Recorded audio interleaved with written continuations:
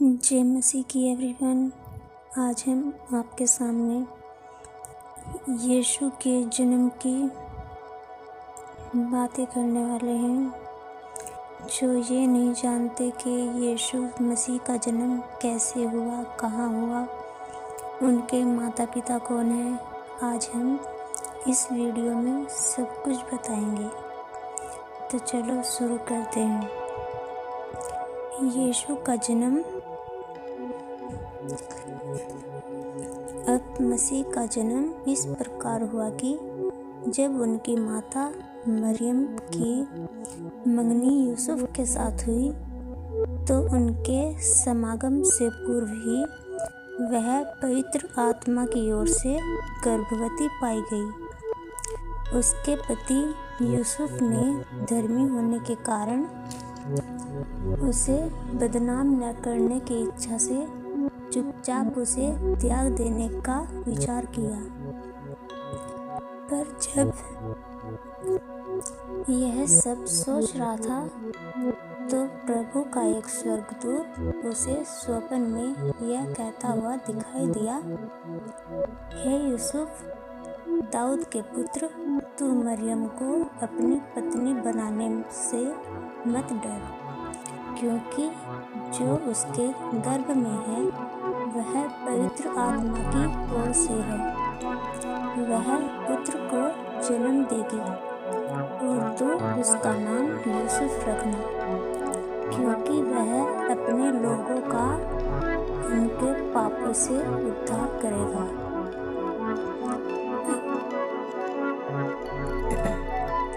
अब यह सब इसलिए हुआ कि प्रभु ने जो वचन नबी के द्वारा कहा था वह पूरा हो। देखो, एक कुंवारी गर्भवती होगी, वह एक पुत्र को जन्म देगी और उसका नाम इमानुएल रखा जाएगा, जिसका अर्थ है। तब यूसुफ नींद से जाग उठा और परमेश्वर के स्वर्गदूत के आज्ञानुसार उसे ब्याहकर ले आया और मरियम के पास तब तक नहीं गया जब तक वह पुत्र न जनी, और यूसुफ ने उसका नाम यीशु रखा। ज्योतिषों का आगमन। राजा हेरोदेस के दिनों में जब यहूदियों के बेथलेहम में यीशु का जन्म हुआ तो देखो, पूर्व दिशा से ज्योतिषी यरूशलेम में पहुंचकर पूछने लगे, यहूदियों का राजा जिसका जन्म हुआ कहाँ है? क्योंकि हमने पूर्व में उसका तारा देखा और उसको दंडवत करने आए हैं। जब राजा हेरोदेस ने यह सुना तो वह और उनके साथ सारा यरूशलेम घबरा गया। तब उसने लोगों के सब मुख्य याजकों और शास्त्रियों को एकत्रित करके उनसे पूछा कि मसीह का जन्म कहाँ होना चाहिए। उन्होंने उससे कहा, यहूदियों के बेथलेहम में, क्योंकि नबी के द्वारा ऐसा लिखा गया है, हे बेथलेहम, तू जो यहूदा के प्रदेश में है, तू यहूदा के अधिकारियों में किसी से भी छोटा नहीं, क्योंकि तुझ में से एक शासक निकलेगा जो मेरी प्रजा इस्राएल का रखवाला होगा। तब हेरोदेस ने ज्योतिषियों को चुपचाप बुलाकर उनसे इस बात का निश्चय किया कि तारा ठीक किस समय दिखाई दिया था, और यह कहकर उन्हें बेथलेहम भेजा, जाओ उस बालक का सावधानी से पता लगाओ, और जब वह तुम्हें मिल जाए तो मुझे समाचार दो कि मैं भी जाकर उसे दंडवत करूं। राजा की बात सुनकर वे चल पड़े, और देखो, जिस तारे को उन्होंने पूर्व में देखा था वह उनके आगे आगे तब तक चलता रहा जब तक कि वह पहुंचकर उस स्थान के ऊपर ठहर न गया जहां बालक था। वे उस तारे को देखकर अति आनंदित हुए। उन्होंने घर में पहुंचकर उस बालक को उसकी माता मरियम के साथ देखा और भूमि पर गिरकर उसको दंडवत किया, और अपना अपना संदूक खोलकर उसमें सोना, लोबान और गंधरस की भेंट चढ़ाई।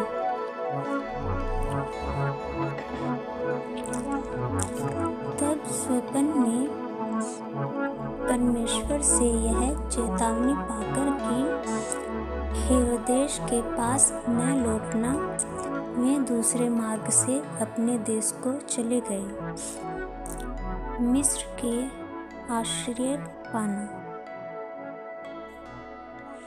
जब वे चले गए तो देखो, प्रभु के दूत ने स्वप्न में यूसुफ को दिखाई देकर कहा, उठ और बालक तथा उसकी माता को लेकर मिस्र को भाग जा, और जब तक मैं न कहूँ वहीं रहना, क्योंकि हेरोदेस इस बालक को खोजने पर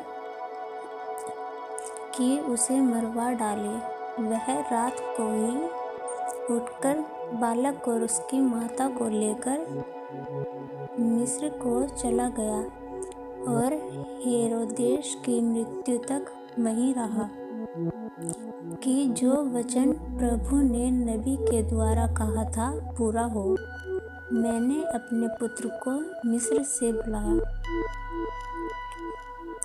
जब हेरोदेस ने देखा कि ज्योतिषों ने मेरे साथ चाल चली है, तो वह आग बबूला हो गया। उसने आज्ञा देकर ज्योतिषों से निश्चित किया, समय के अनुसार बेतलहम तथा उसके आसपास के स्थानों से सब लड़कों को जो 2 वर्ष या इससे कम के थे मरवा डाला। तब जो वचन यिर्मयाह नबी के द्वारा कहा गया था पूरा हुआ। रामा में एक चित्कार, रोना और बड़ा विलाप। राहेल अपने बालकों के लिए रोते रोते सांत्वना नहीं चाहती, क्योंकि अब वे न रहे। जब हेरोदेस की मृत्यु हो गई तो देखो, मिस्र से प्रभु के दूत ने यूसुफ को स्वप्न में दिखाई देकर कहा, उठ और बालक तथा उसकी माता को इस्राएल के देश में लेकर चला जा, क्योंकि वे जो उसका प्राण लेना चाहते थे मर चुके हैं। वह उठा और बालक तथा उसकी माता को साथ लेकर इस्राएल के देश में आया। परंतु यह सुनकर कि अरखिलाउस अपने पिता हेरोदेस के स्थान पर यहूदियों में राज्य कर रहा है, वहां जाने से डरा। फिर स्वप्न में परमेश्वर से चेतावनी पाकर वह गलील के प्रदेश में चला गया और नासरत नामक एक नगर में जाकर रहने लगा, जिससे कि नबियों के द्वारा कहा गया वचन पूरा हुआ, वह नासरी कहलाया।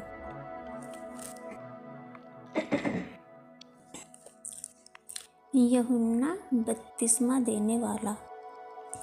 उन दिनों यूहन्ना बपतिस्मा देने वाला यहूदियों के जंगल में आया। वह यह कहकर प्रचार किया करता था, मन फिराओ, क्योंकि स्वर्ग का राज्य निकट आ गया है। यह वही है जिसका वर्णन यशायाह नबी में यह कहते हुए किया है, जंगल में एक पुकारने वाले की आवाज़, प्रभु का मार्ग तैयार करो, उसके पथ सीधे बनाओ। यूहन्ना स्वयं तो ऊँट के रोम का वस्त्र पहने और कमर में चमड़े की कटिबंध बांधे हुए था तथा टिड्डियाँ व वन मधु उसका आहार था।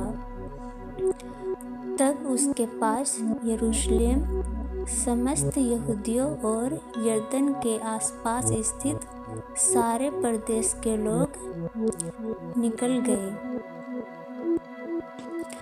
जैसे जैसे उन्होंने अपने पापों का अंगीकार किया, उसने उन्हें यरदन नदी में बपतिस्मा दिया।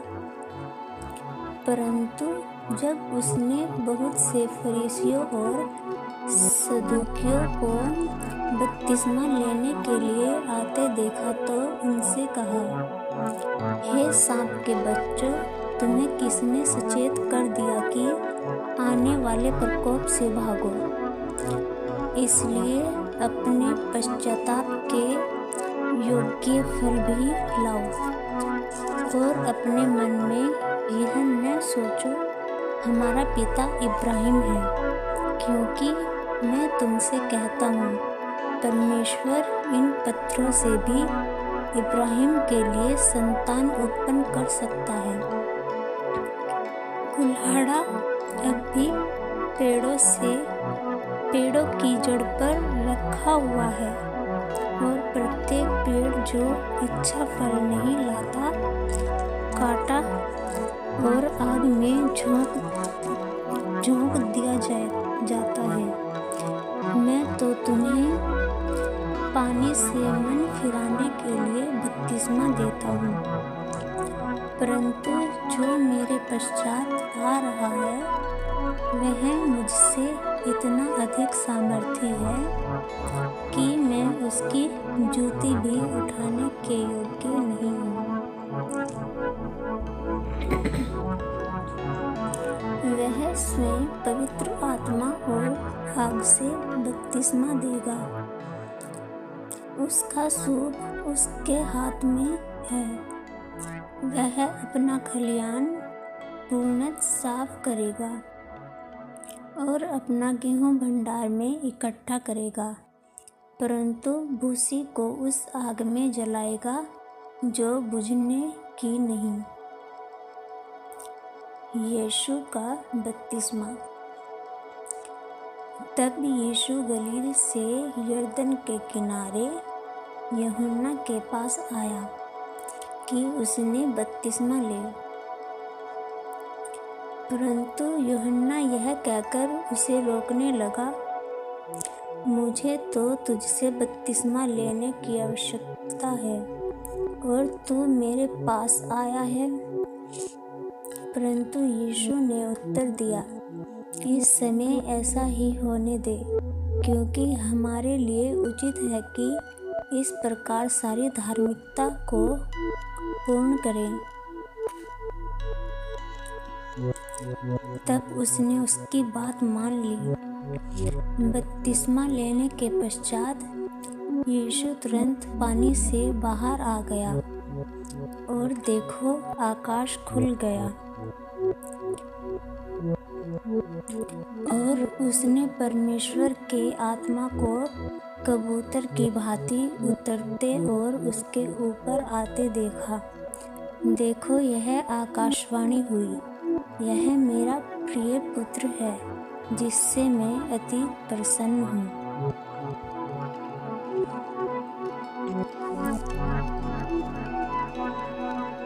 यीशु की परीक्षा। तब आत्मा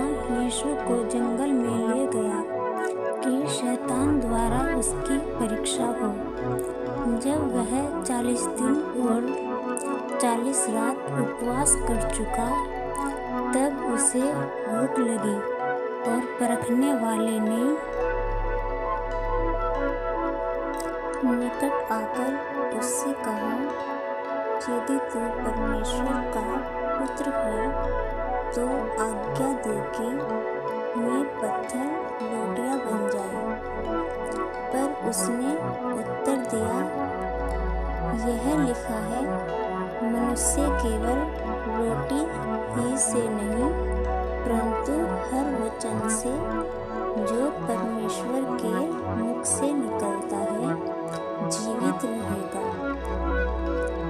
तब शैतान उससे पवित्र नगर में ले गया और मंदिर के शिखर पर खड़ा करके उसने उससे कहा, यदि तू परमेश्वर का पुत्र है तो अपने आप को नीचा गिरा दे, क्योंकि लिखा है, वह तेरे विषय में अपने स्वर्गदूतों को आज्ञा देगा और वे तुझे हाथों हाथ उठा लेंगे, कहीं ऐसा न हो कि तेरे पैरों में पत्थर से ठेस लगे।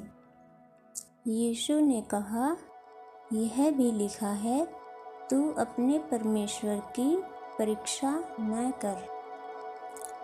फिर शैतान उसे बहुत ऊंचे पर्वत पर ले गया और संसार के सारे राज्य और वैभव को दिखाकर उसने कहा, यदि तू गिरकर मुझे दंडवत करे तो यह सब कुछ तुझे दे दूंगा। तब यीशु ने कहा, हे शैतान, दूर हट जा, क्योंकि लिखा है, तू प्रभु अपने परमेश्वर को दंडवत कर और केवल उसी की सेवा कर। तब शैतान उसे छोड़कर चला गया और देखो, स्वर्गदूत आकर उसकी सेवा टहल करने लगे। यीशु के उपदेश का आरंभ। और जब उसने सुना कि यूहन्ना बंदी बना लिया गया है, तो गलील को चला गया और वह नासरत को छोड़कर कफरनहूम में, जो झील के किनारे जबूलून और नप्तालीम के क्षेत्र में है, रहने लगा, जिससे कि वह बात जो यशायाह नबी द्वारा कही गई थी पूरी हो। जबूलून और नप्ताली के देश झील के मार्ग से यरदन के पास यहूदियों का गलील, जो लोग अंधकार में बैठे थे उन्हें बड़ी ज्योति दिखी, जो मृत्यु के देश और छाया में बैठे थे उन पर एक ज्योति चमकी। उस समय से यीशु ने यह प्रचार करना और कहना आरंभ किया, मन फिराओ, क्योंकि स्वर्ग का राज्य निकट आ रहा है। प्रथम चेलों का बुलाया जाना।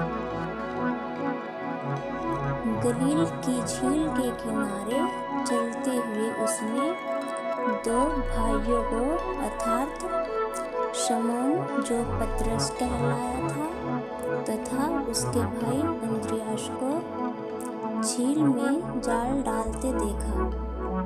वे तो मछुए थे। उसने उनसे कहा, मेरे पीछे चलो, मैं तुम्हें मनुष्यों के मछुए बनाऊंगा। वे तुरंत जालों को छोड़कर उसके पीछे चल पड़े। वहां से आगे बढ़कर उसने अन्य दो भाइयों, अर्थात जब्दी के पुत्र याकूब और उसके भाई यूहन्ना को देखा। जो अपने पिता जब्दी के साथ नाव पर जालों को सुधार रहे थे, और उसने उन्हें बुलाया। वे तुरंत अपनी नाव और पिता को छोड़कर उसके पीछे चल पड़े। यीशु सारे गलील में फिरता हुआ उनके आराधनालयों में उपदेश करता, राज्य का सुसमाचार प्रचार करता और लोगों की हर बीमारी और हर प्रकार की दुर्बलता को दूर करता फिरा। और उसकी चर्चा संपूर्ण सीरिया में फैल गई, और लोग सब बीमारों को, जो विभिन्न प्रकार की बीमारियों तथा दुखों से ग्रसित थे और जिनमें दुष्टात्माएं थीं, मर्गी वालों को, लकवे के मारों को, सबको उसके पास लाए, और उसने उन्हें चंगा किया। और गलील और दिकापुलिस और यरूशलेम और यहूदियों और यरदन नदी के पास से भीड़ उसके पीछे चल पड़ी। पहाड़ी उपदेश, धन्य वचन। इस भीड़ को देखकर वह पर्वत पर चढ़ गया, और जो वह बैठ गया तो उसके चेले उसके पास आए। तब वह अपना मुंह खोलकर उन्हें यह उपदेश देने लगा, धन्य है वे जो मन के दीन हैं, क्योंकि स्वर्ग का राज्य उन्हीं का है। धन्य है वे जो शोक करते हैं, क्योंकि वे सांत्वना पाएंगे। धन्य है वे जो नम्र हैं, क्योंकि वे पृथ्वी के उत्तराधिकारी होंगे। धन्य है वे जो धार्मिकता के भूखे और प्यासे हैं, क्योंकि वे तृप्त किए जाएंगे। धन्य है वे जो दयावंत है, क्योंकि उन पर दया की जाएगी। धन्य है वे जिनके मन शुद्ध है, क्योंकि परमेश्वर को देखेंगे। धन्य है वे जो मेल कराने वाले हैं, क्योंकि वे परमेश्वर के पुत्र कहलाएंगे। धन्य है जो धार्मिकता के कारण सताए जाते हैं, क्योंकि स्वर्ग का राज्य उन्हीं का है। धन्य हो तुम जब लोग मेरे कारण तुम्हारी निंदा करें, तुम्हें यातना दें और झूठ बोलकर तुम्हारे विरुद्ध सब प्रकार की बातें कहें। आनंदित और मन मग्न हो, क्योंकि स्वर्ग में तुम्हारा प्रतिफल महान है। उन्होंने तो उन नबियों को भी जो तुमसे पहले हुए इसी प्रकार सताया था।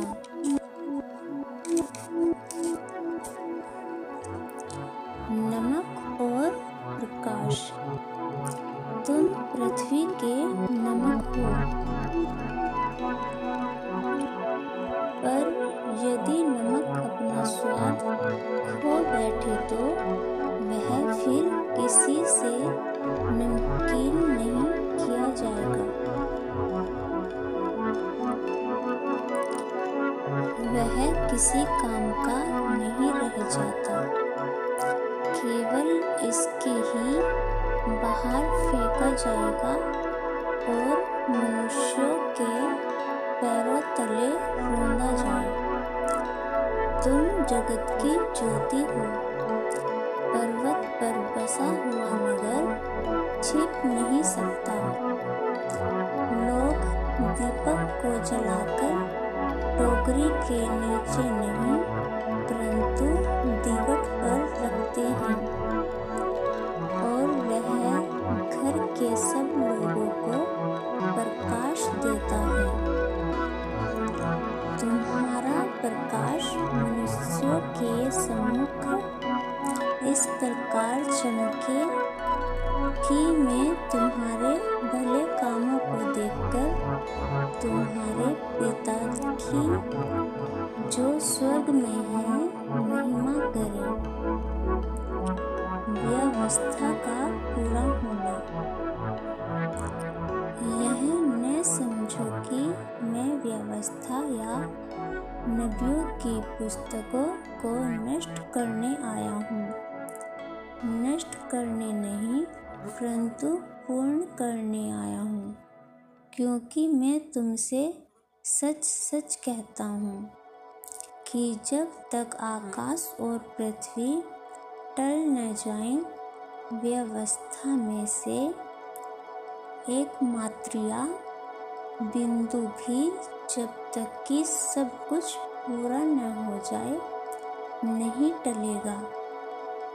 इसलिए जो भी इन छोटी से छोटी आज्ञाओं को तोड़ेगा और ऐसी ही शिक्षा दूसरों को देगा, वह परमेश्वर के राज्य में छोटे से छोटा कहलाएगा। परंतु जो उनका पालन करेगा और दूसरों को भी सिखाएगा, वह परमेश्वर के राज्य में महान कहलाएगा।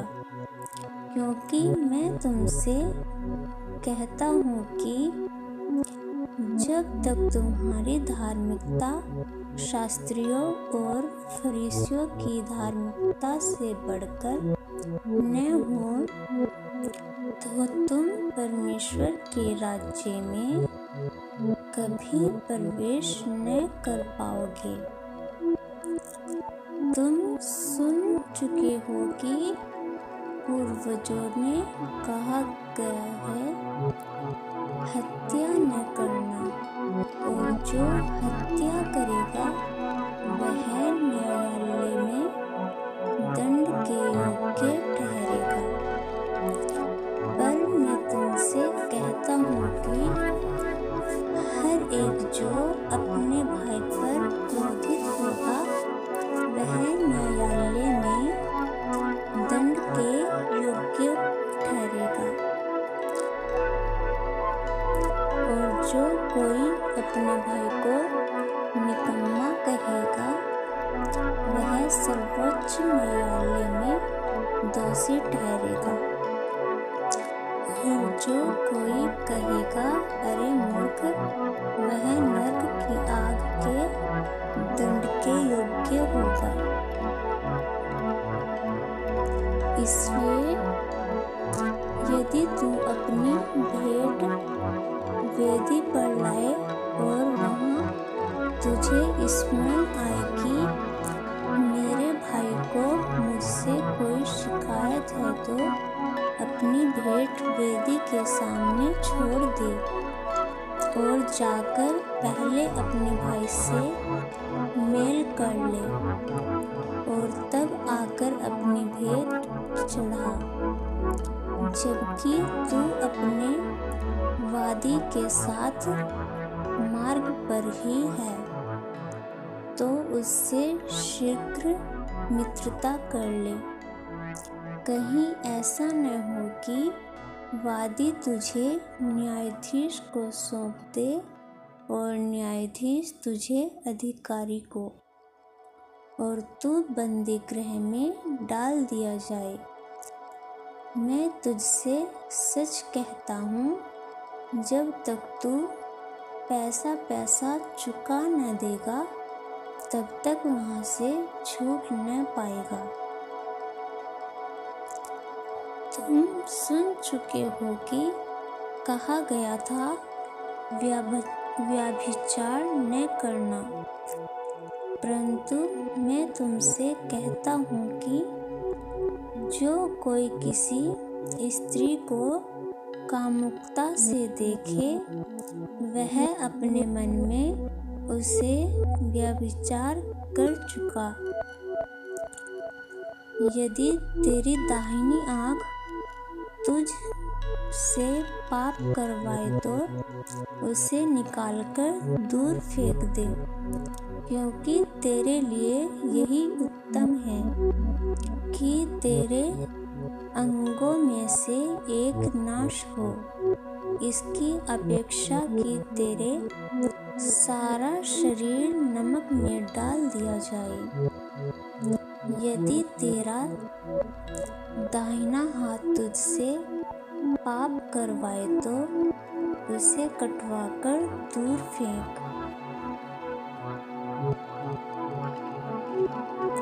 क्योंकि तेरे लिए यही उत्तम है कि तेरा एक अंग नाश हो जाए, अपेक्षा इसके कि तेरा सारा शरीर नमक में डाला जाए। यह कहा गया है था,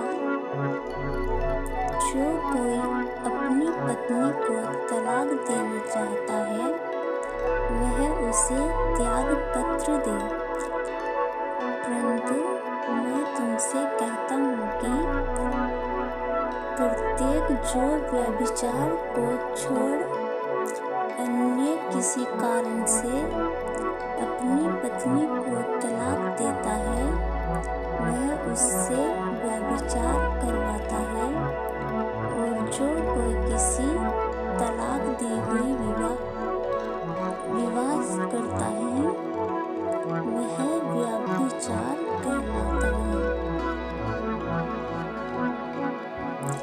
शपथ बदला शत्रुओं से प्रेम।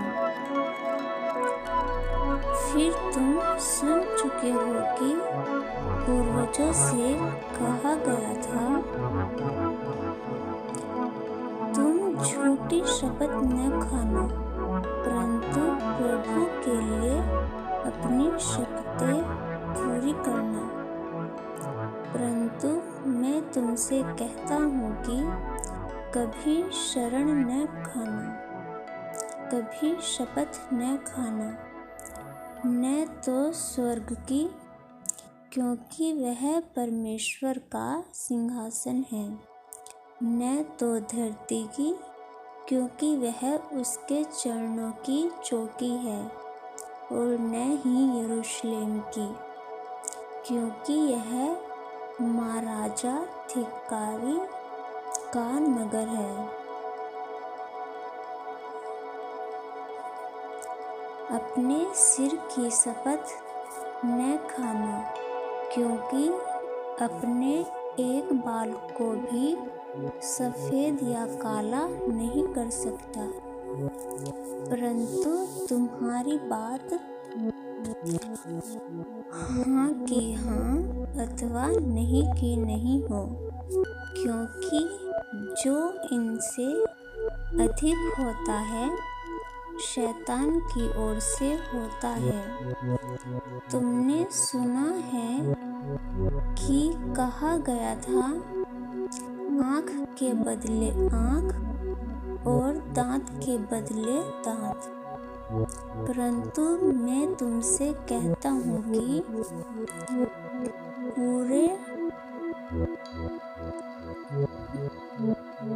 बुरे का सामना न करना पड़े, वरन जो तेरे दाहिने गाल पर थप्पड़ मारे उसकी ओर दूसरा भी फेर दे, और यदि कोई तुझ पर नालिश करके तेरा कुर्ता लेना चाहे तो उसे कोट भी लेने दे,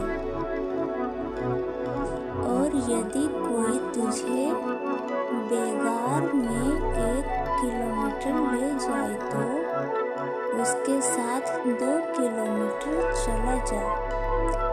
जो तुझसे मांगे उसे दे दे और जो तुझसे उधार लेना चाहे उससे मुंह न मोड़। तुम सुन चुके हो कि कहा गया है, तू अपने पड़ोसी से प्रेम करना और शत्रु से बैर। परंतु मैं तुमसे कहता हूँ, अपने शत्रुओं से प्रेम करो और जो तुम्हें सताते हैं उनके लिए प्रार्थना करो, जिससे कि तुम अपने स्वर्गीय पिता की संतान बन सको, क्योंकि वह अपना सूर्य भलों और बुरों दोनों पर उदय करता है और धर्मियों तथा अधर्मियों दोनों पर मेघ बरसाता है। क्योंकि यदि तुम उनसे प्रेम रखते हो तो जो तुमसे प्रेम रखते हैं तो तुम्हें क्या प्रतिफल मिलेगा? क्या महसूल लेने वाले भी ऐसा ही नहीं करते? यदि तुम केवल अपने भाइयों को ही नमस्कार करते हो तो कौन सा बड़ा कार्य करते हो? क्या गैर यहूदी भी ऐसा ही नहीं करते? अतः तुम सिद्ध बनो जैसा कि तुम्हारा स्वर्गीय पिता सिद्ध है।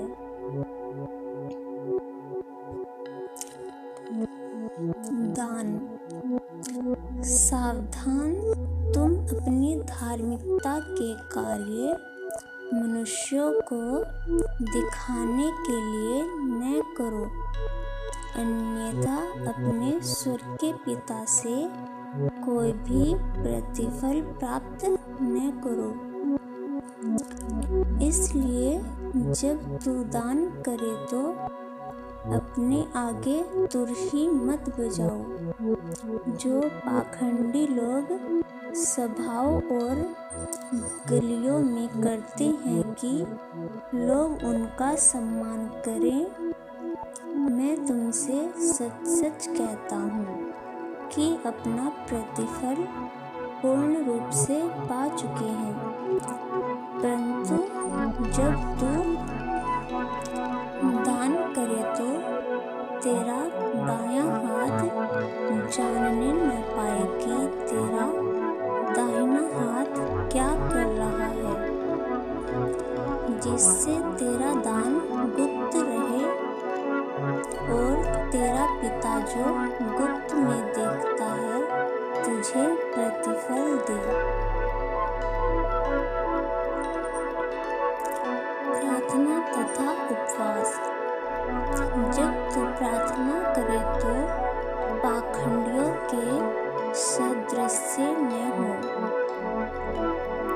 क्योंकि लोगों को दिखाने के लिए आराधनालय और सड़कों के मोड़ों पर खड़े होकर प्रार्थना करना उनको प्रिय लगता है। मैं तुमसे सच सच कहता हूँ कि वे अपना पूरा प्रतिफल पा चुके। परंतु तू जब प्रार्थना करे तो अपने भीतर कक्ष में जा और द्वार बंद करके अपने पिता से जो गुप्त में है प्रार्थना कर, और तेरा पिता जो गुप्त में देखता है तुझे प्रतिफल देगा। और जब तू प्रार्थना करे तो गैर यहूदियों की तरह अर्थहीन बातें न दोहराना, क्योंकि वे सोचते हैं कि उनके अधिक बोलने से उनकी सुनी जाएगी, इसलिए उनके सदृश न बनना, क्योंकि पिता मांगने से पूर्व ही तुम्हारी आवश्यकताओं को जानता है। आमीन।